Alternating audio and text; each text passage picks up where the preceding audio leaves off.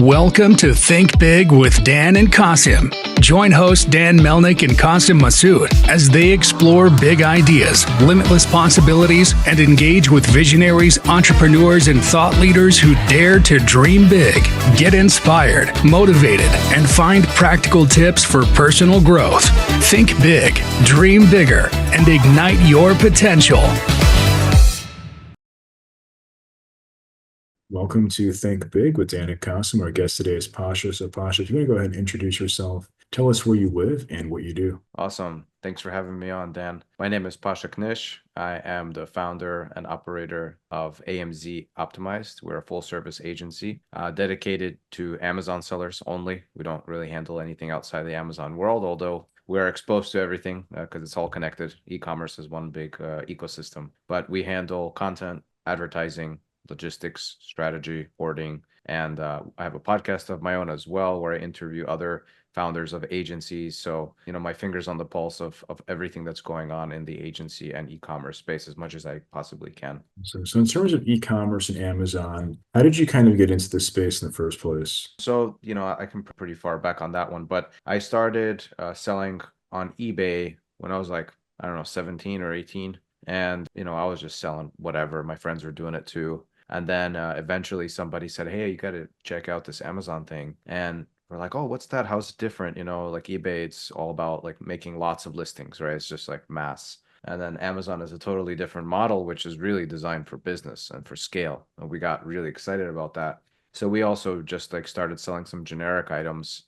And we saw it was working way better than eBay. So we said, okay, let's make our own brand. What do we brand? I don't know. Let's go to Alibaba. That was the thing at the time. That was pre-Alibaba IPO. So not many people knew about it. This was kind of an emerging model of buy from China, sell on Amazon type of thing. Now Chinese sellers just go straight to Amazon. It's like not even that has changed a lot, but we put our brand, on some battery case that we saw was, pretty good quality. That was like a hot item at the time. And we built a company around that. And that electronics brand actually evolved into something different over the years. I eventually exited that company, sold to my partners. They transformed it into selling other electronics, and it never ended up as a battery pack thing, especially because phones don't have the ability to open up the back anymore, most of them, right? So anyhow, that kind of got me started. As I exited that company, I found myself just opening another brand, also trying out KDP, content creation, and just exploring all the different areas of e-commerce. And in between all of this, I also explored other types of business models. I remember at some point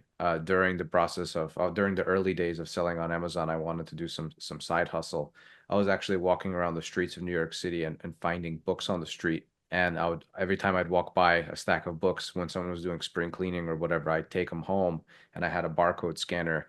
And I'd actually find out that stack of books was worth $250. So it was like a little side hustle that I was doing just like when I wasn't at work. And, it's just like gold in the street. Like people don't know what they have, So I've tested and experienced a lot of different stuff. But yeah, just started doing some freelance work as I was building my own brand after I exited. And I really enjoyed that process.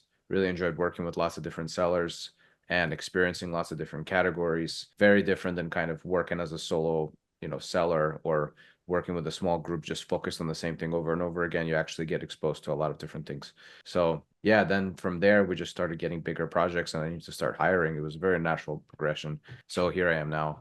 It's about 6 years in after starting the agency officially. And I still have that brand that, from whatever that was 8-9 years ago. And I've tried opening up a couple other new brands with some other partners that actually weren't as successful. So launching these days is not like launching it before. Even though we launch brands for companies all the time, you need a lot more than just a team that can handle the content and advertising and operations. You need way more funding. You need way more inventory. You need, there needs to be like a lot deep R&D. And also you have to have enough cushioning in case there's some kind of a setback, which we didn't have, which is why those companies fail, because there was all these unexpected circumstances. So that's my spiel. So in terms of what it looks like, right? Like if somebody is starting today, obviously, as you said, it's much more challenging, but what do you really need, right? Because obviously product market fit is one thing, but even, there's so much competition. So how do you kind of like set yourself apart and actually be successful in this crowded ecosystem? Yeah, that's a good question. I mean, I think that if you have your finger on the pulse of what's going on, you kind of are able to adapt and mold yourself into what people are really requiring of you. And I think the thing that really sets us apart, I mean, just by design, we are a boutique agency. It's not like, we're not a huge company. And what I mean by that is, we're kind of a custom solution. We don't really have a conveyor belt of leads coming in and all these processes that are just like automated SOPs, just like huge kind of operation going on. It's very like everybody knows each other. Our clients know the people on our team, vice versa. Everybody understands kind of what's going on in each account, which is different. And then we create strategies and tailor our solutions specific to that. And we also probably charge a little bit more than, the industry standard or medium, even though I know plenty of agencies that charge a lot more than us, but they're really working with like the 8, 9 figure sellers, like Fortune 5,000 and everything. So we're somewhere in between. And we have a global team, so we're able to keep our internal costs more reasonable because we don't have like an office in Manhattan or something like that everybody commutes to work to. Like we're spread out in different countries. So I feel like we're pretty lean in that way, and we're pretty nimble. So we work fast. Like everybody has each other like almost on speed dial on Slack. You know how it is these days. So we can work really quickly. We can come up with solutions that are custom tailored, and it's typically a lot more affordable than getting an in-house employee or to try to build your own team and go through all of this pitfalls. So yeah, we actually had a story recently. I won't say the brand's name, but they had a situation. We worked with them for a long time. They were one of our oldest clients. They had something that happened internally that caused them to start kind of taking a step back. Other things that had nothing to do with Amazon. It was like something that in their retail chain. So they had a new CEO come in, and then they just started firing everybody. And then they fired us at the very end. And like probably 6 weeks went by before they started coming back to us and saying, "Hey guys, could you join us again?" And the reason for that is because they understood that getting somebody in-house to sit in an office and try to figure out all the things that we were doing as like a 10 to 15 person team is impossible. So it was just inefficient. They're about to enter into their peak seasonal sales. They're just like, okay, that's not working. We have to bring back the other team, even though it's, whatever the cost is. And actually, it ended up being better for them because they actually got rid of a lot of people who were kind of less efficient in-house. And they just realized that working with these kind of vendors like us is a leaner way for a business in their size. They're probably doing on Amazon somewhere around, I think it was like around 2 to 3 mil a year. Right. And yeah, they were telling us the same thing. Like, we're hiring you guys. We're bringing back our other digital agency for Google and for Facebook.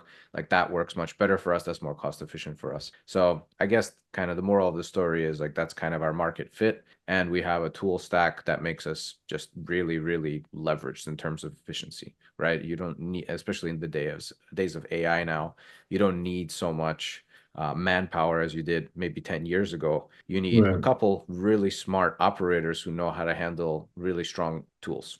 For sure. But I guess in terms of like with Amazon, right? It's a behemoth. There's so many expenses and they kind of are raising their fees year after year. So how do you kind of make that channel profitable? Because obviously you have to spend a lot of money on advertising, PPC, things like that. So how do you kind of like measure how much to invest versus profitability and looking at that whole picture? Yeah, that's a good question. There's a couple factors. So definitely being profitable on Amazon is not as easy as it used to be. And there's still opportunity. I think you can still launch a brand on Amazon and be successful. It's just you have to be extremely granular and specific and know your stuff. Is there market fit for your product? Like if you're selling a product that everybody else is selling almost identical versions of, that there's nothing that really makes you stand out, then it's going to be much harder to compete. And are you offering that same product at a higher price point? There's no market fit for you.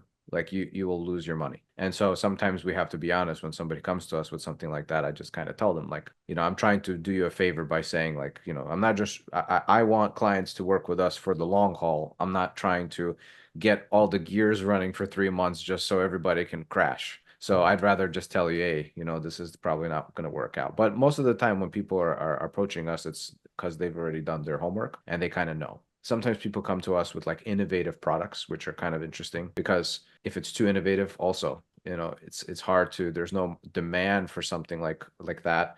I love when there is a upgraded innovation on something that is already selling a lot. So, somebody came to me recently and they had this great brush for a grill, but the difference was that it didn't like kind of like fall apart on your grill. and leave all these little metal fragments everywhere that gets into the food and stuff. And so you can create great unique selling points around that. You can create great content that people understand the difference.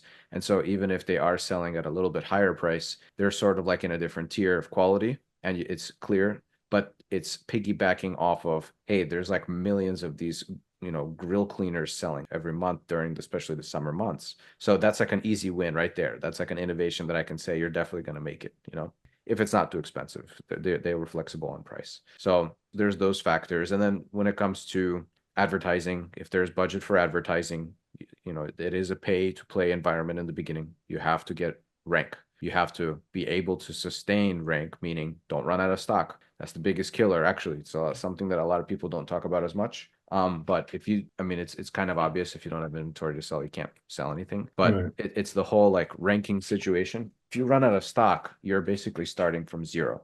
And depending how long you're out of stock for, especially if you have subscribe and save orders, it just kills the momentum. So if you're sending plenty of inventory to Amazon, sitting in their warehouse, Amazon is incentivized to get you out of their warehouse so they can bring new product in to move it. So they are going to factor you differently because of the inventory you have sitting in their warehouse. They know that you have plenty of stock, so they're willing to move it for you. That all contributes to helping the equation. Fees, don't overstock, don't understock.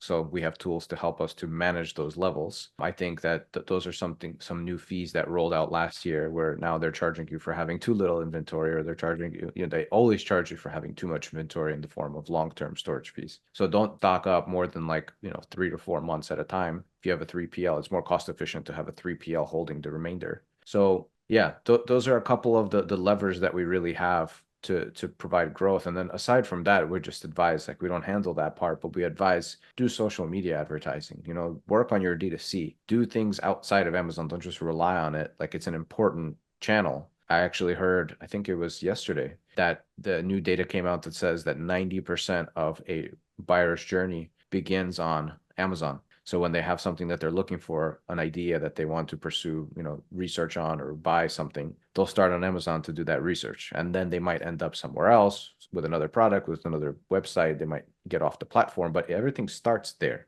So you have to position yourself on Amazon. Even if you're not trying to make the sale there, you have to be there. So I think everybody should be there no matter what. And depending on, what your strategy is from there, it's it's up to every brand. I agree. Yeah, we focus more on the D2C side. We tell our clients the same thing. It's if you're on D2C, you want to be on Amazon. It's just for the same reason, because we see many people that even if they might see an ad on Meta, they go to Amazon to do some more due diligence, or they might go on, Amazon just to buy from that platform, right? Because it's a more trusted platform than some random website. So Amazon is a great channel, and everybody should be on there if you're selling any physical products. Yeah, absolutely. It's in this day and age, everybody has that app, and it's almost like the Google of buying stuff. You go to Google, well, maybe now you go to ChatGPT, but you go to one of those two when you need to solve a problem. And when you need something to show up at your doorstep, you go to your Amazon search engine.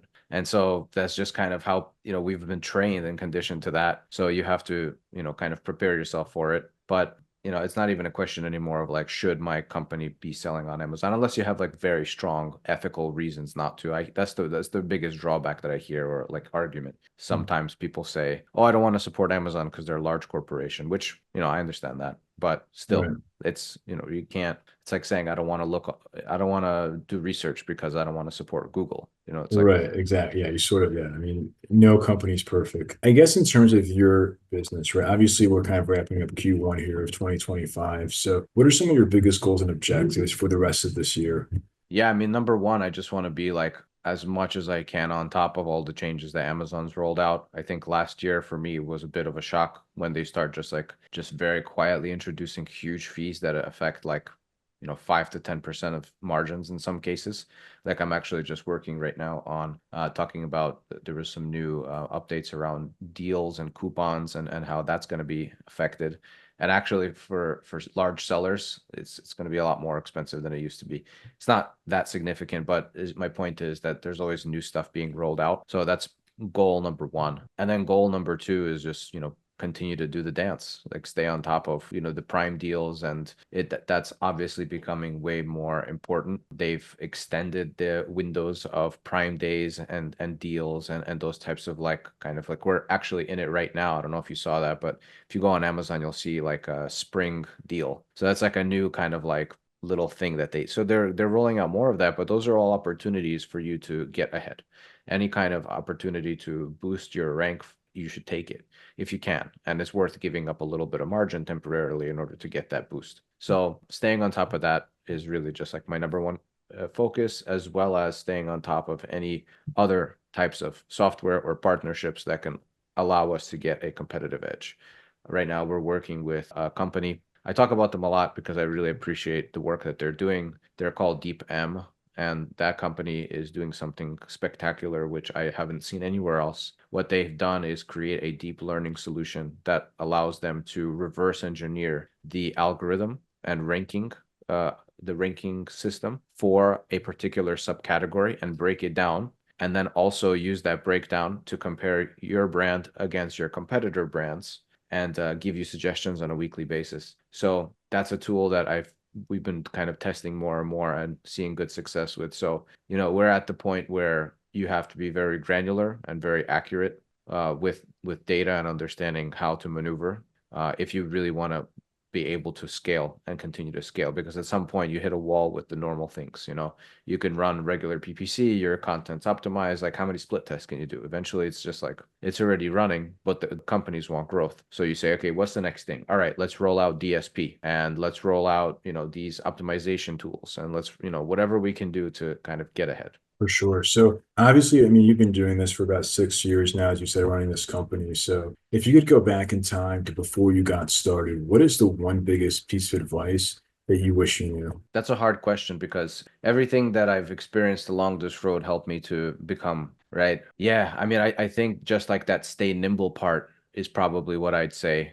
Because I did find myself in the early years just like really stuck on certain things that I've been doing that have been working, and not focusing so much to the actual ecosystem because I didn't realize how alive it actually was. And right now, because of how dynamic it is and all the changes that are being rolled out and how things are just maneuvering. I mean, maybe it's because of AI too. It's accelerated that phenomenon. But right now, things are moving around us faster than ever. And so I would say to myself or anybody that's looking to start any kind of business right now is just be extremely aware of the environment and stay nimble, and don't get too hung up on things at that moment, because that's probably why I've had some failures in other areas, like with those new brands that I tried to launch. Is R&D took 2 years. By the time you're done with R&D, everything is different. Like you do your keyword research and decide that's a great product, and then it takes you 2 years to launch that product. It's not a great product anymore. That opportunity gap is closed now, and so you're stuck with a brand that doesn't work in the new paradigm. So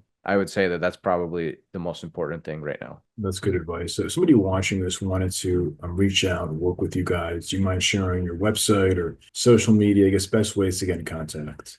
Yeah, absolutely. So you can find me on LinkedIn, Pasha Knish, and you can find our company at amzoptimized.com, or you can reach out at pasha@amzoptimized.com. So either of those work. You can also check out the Agency Operators podcast.